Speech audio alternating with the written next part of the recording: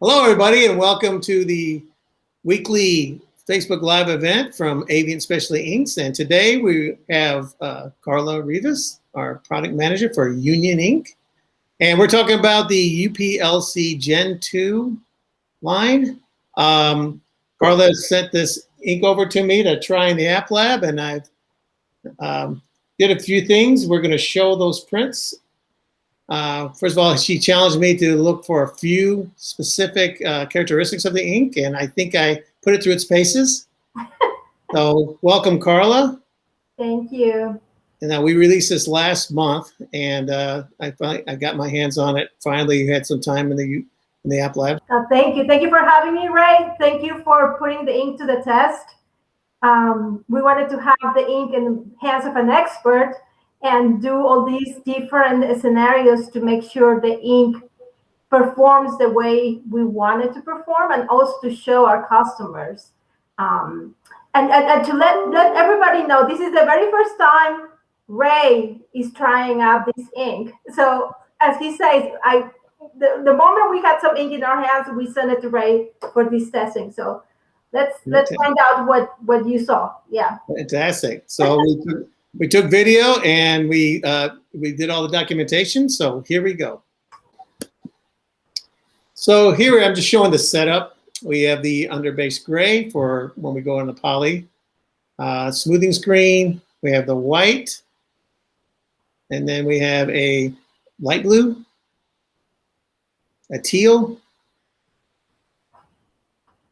kind of a royal blue, and then finally the bolt color. So my first thought was, let's see the color. I just want to see the color on a white garment, what it's supposed to hit. And so we printed on, threw some white garments on, white cotton, and then also threw on some black cotton, just to see the initial opacity directly to the fabric, with only one stroke. So you can see we had pretty good opacity going on to the black garment. So what's the pressure that you recommend for these inks? Right? Well, it's just like any other plastisol. When I go directly to the garment, I'm in around a 40 or 45 pounds of pressure. Mm-hmm. And as you can see, just enough to clear it. When I go on top of a white underbase, I'll knock that back to like 35 or 30. So there's the color on white, and there's the color on black, direct, with nothing underneath it. And you can see the opacity is pretty good. It looks amazing. You can see the very bright colors and showing good opacity. Pretty nice on a blend. Yeah. I mean, and at this point, it's very soft because, you only have one layer of ink down. Mm-hmm. So then we proceeded to do some, we just went to send it around again. And you can see the blue. Look at the blue. Wow. It is completely covering that fabric. Now, we hadn't had a chance to really do any smoothing, but there's the teals covering, the royals covering. Mm-hmm. You get a nice true color with all this. And then eventually the bolt. So right there, listen. All direct garment, just so people understand, right? Yeah, these are cotton, these are blends, and then eventually we'll be doing some polyester. Mm-hmm. But as you can see, it's good color and soft, Nice. They look super nice.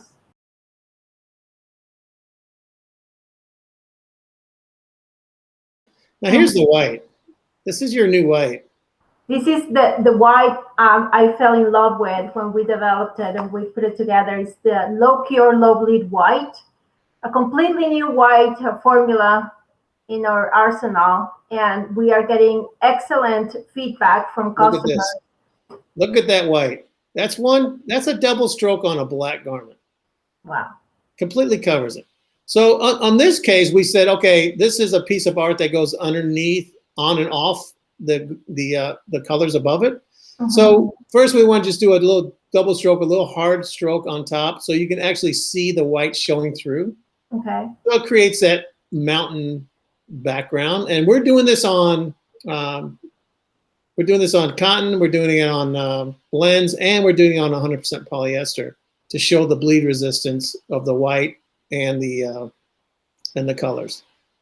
So see that beautiful print. See that's when you go to a nicer fabric, you get a nicer surface. And it seems like the ink is clearing the screen pretty well, right? Oh yeah, it was so easy. It's very short. It clears it completely. It's some of the best colors I've ever printed. Which is one thing that we got, just so that customers know, UPLC, the Gen 1, one of the common feedback we got from customer was that it was so hard to clear the screen. So this is our Gen 2 UPLC line now, and you can see that it's a huge difference on how well and easy it prints and clears the screen. So you can see there's colors coming through on purpose. We hit it one time. Mm-hmm. But it's nice and smooth, and this is on a polyester, I believe. So I believe here, oh yeah, these are, okay, now we're loading the polyester, and we're gonna run the polyester with the, I don't know if we have the gray on yet, maybe just the white, but with a print flash print sequence. Mm-hmm. Yeah, okay, yeah, so this is, we're not putting the gray on yet. We're still using just the white. And we're running the same rotation, but we're gonna do a print flash print sequence. And what you'll see here, and I think I'm gonna show you the color. Okay, see the blue there has 2 layers. You can't even see the white background anymore. So smooth. Yeah, it's completely taking care of all the bleed resistance and the coverage. Yes. On this polyester. Now there's the teal. It's doing its job. Perfect. And next is the bolt. The bolt. And it will cover it and do its job. This was just remarkable to me because you almost always see that. You have to get on a really weird angle to kind of see a surface difference. It's a very strange surface distance. And I try to do this. You see a little bit of maybe a shine difference. See, I'm trying to do it there. You really can't see it. You get it in your hand, and you see it right there, just slightly, and it's hard to see with the eye. So but I'm just saying, for you to say remarkable, I'm very, very happy. Yes, yeah, I'm very happy with it. The white, the colors, everything is so easy to use and run. So here I'm trying to get an angle again where you can see it. I couldn't get it. There you go. It's not easy. Yes. So, I mean, so if you want that design to show through, you got to do the right thing. You got to just do a single hit or maybe go to a higher mesh, and going to higher mesh doesn't hurt. So did you use 110 or what were you using? Yes, so we kind of kept it basic. We did a 135S for the underbase gray. We used the 110 mesh for the white. And then we used straight 180 mesh for all the colors. And then we did a print flash print. We used the same meshes, 180 flash 180. So here we are offloading. We're going to start into the gray pretty soon. So what we're covering here is we're covering a direct to cotton 1 hit, direct to cotton 2 hits, direct to cotton print flash print. Then we're going to white with the blends, the cottons, and the 100% polyester with the white underneath it. Mm-hmm. Again with a single stroke and a print flash print. This was like hot temperatures there, and here we are, really cooking it with 1 single stroke. Mm-hmm. On top of the polyester, letting it bleed through a little bit. Mm-hmm. We didn't give it enough help, on purpose to get that to show up. Here is the gray. Yeah, that's just so everybody knows, that's our low cure barrier gray. And this was just help the bleeding a little bit better because we put some pretty bad bleeders on there. Mm-hmm. And hoping, I was kind of seeing if there was going to be a difference between using the gray and not using the gray with those things. So here it is. We're just putting the white down, and then we're putting the colors down with a single hit. There are again. There's that blue. That blue is a print flash print. That's the light blue. Yep. Yeah. So this is on the really bad bleeders. There's the teal doing its thing. Yeah, amazing. And then there's everything's covering very well. We trying to make this fail and we couldn't. Obviously we'll look at some long-term sitting, but I don't think anything's going to change. It's really well done. And just we are curing at 270 right now, right? That's correct. I did a load of them at 270, and then if you really look close, you can see a little bit of a surface. That's it. Yeah. And then later, I put some through at 320 for a minute, just to see if I can cook it a little bit, and I really didn't see much difference.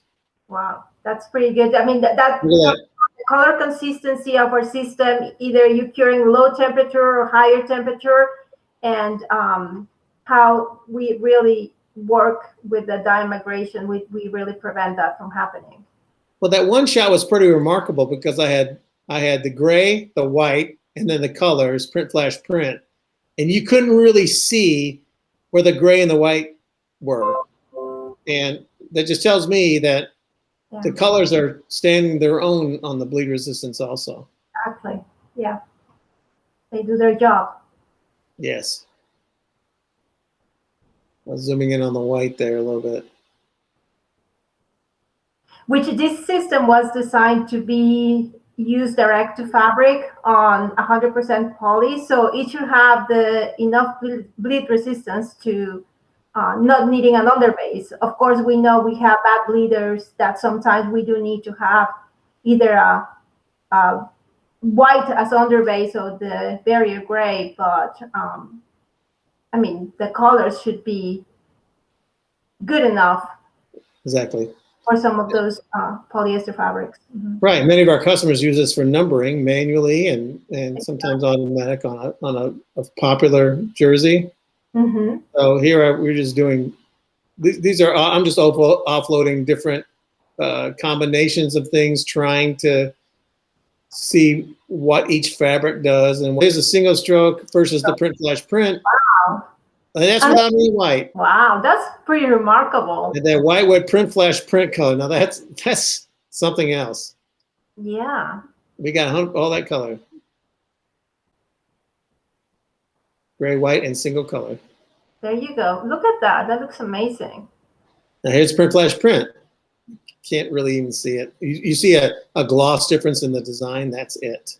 I was very impressed, I'd have to say, and trying to make it fail in certain respects. That I just couldn't, really couldn't. People can use this in just about any way, manually, automatic. Print flash print will cover what they need. So I'm very impressed, Karla. Good job. I'm so happy you're saying that. That is great to hear, Ray. Very, very happy about your findings. Very excited about you being excited about the system. Yeah. To me, that tells a million things. And so overall, how did you like the printing with this system? What was your opinion? Well, I found that most printers will see it's very short and creamy, easy to use, easy to stir and get it going. Never had any problem with any kind of hardening or anything. We ran all day long, just messed around with it, brought the temperatures up on the pallets. We did all sorts of things to try to see if there's something that could make it fail or make it difficult to work with. We had no problems. The white surprised me a lot. I just did a double stroke, did a smoothing screen, and it gave me a great surface for the colors to go on. And once the colors go on that surface, that's all you need. We can really probably push that underbase white higher mesh and put less down and get really, really good drape and still get some great color with those, the colors. The opacity of those colors will give us a great strong surface with very little volume of ink. Now tell me about the hand, because obviously that's not something you can see, but yeah. So what did you experience with that? I mean, how was the hand, either on the print flash print and also having the underbase, or a direct single stroke? Well, on the direct single stroke, you had a soft feel. I mean, you can feel a little bit of it, but it was really kind of super drapey. I mean, it was completely soft. You can barely feel it on the surface, even though there's a lot of opacity to it. Print Flash Print, you felt a little bit. It still had a great drape, but it's super smooth.